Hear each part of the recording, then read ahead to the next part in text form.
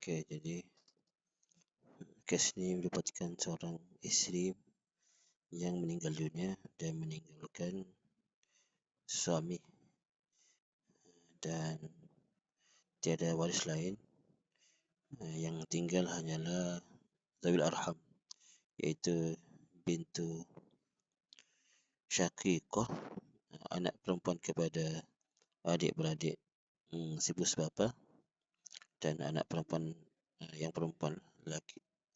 So ponakan daripada adik-beradik perempuan dan ponakan daripada adik-beradik lelaki yang syaqiqah lah, syakik dan syaqiqah. Jadi maka yang pertama, suami dia akan dapat 1/2 sebab dia tidak dihalang oleh siapa-siapa.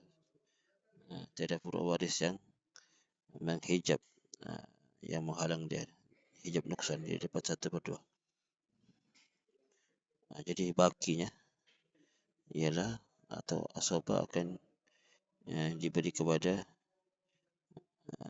anak keponakan, dan anak keponakan ni dia bukan waris, bukan ahli fard, tetapi dia bukan ahli asabah, tapi dia zawil arham. Dia akan menempati posisi waris ataupun ahli fardu yang jadi perantaraan dia dengan si mati.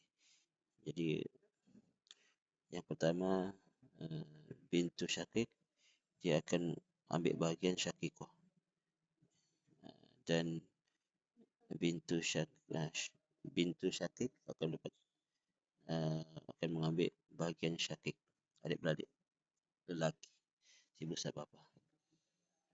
Jadi apabila terhimpun dua adik-beradik syaqiq dan syaqiqah ni, maka diorang akan mendapat asabah lah, asabah bil ghair dipanggil. Jadi bagiannya ialah falidzakari mislu hadzil unsayain, untuk lelaki dua bahagian perempuan. Maksudnya dia akan nisbahnya ialah 2, nisbah 1, lelaki dapat 2, perempuan dapat 1. Jadi kalau kita tambah jadi 3 bahagian. Jadi 1, jadi jumlahnya ialah 3, jumlah ru'usnya 1 bagi 3 dah dapat, maka kita akan darab 1/3 sama dengan 3. Jadi ini asal masalah lah, untuk masalah tashih masalah. Jadi asal masalah yang pertama ialah 2. Masalah yang kedua ni ialah 3. Jadi 3 kali 2 sama dengan 6. Ini maksud bin masalah ialah 6. Jadi sini syaqiqah dapat